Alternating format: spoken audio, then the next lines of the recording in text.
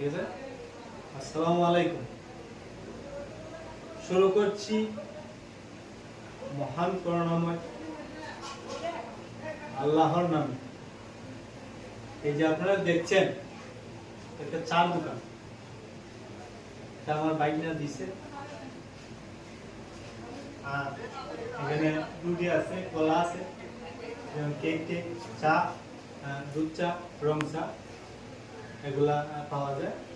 আপনারা আশা করি আসবেন, আর বাইকনার দোকানে আসবেন, আইসা চাটা খাবেন, রেস্ট নেবেন। এটা আপনার কাছে আমার অনুরোধ, চাওয়া। আপনারা আসবেন, এসে যে যাবেন, এখানে দেখে দেখে যাবেন।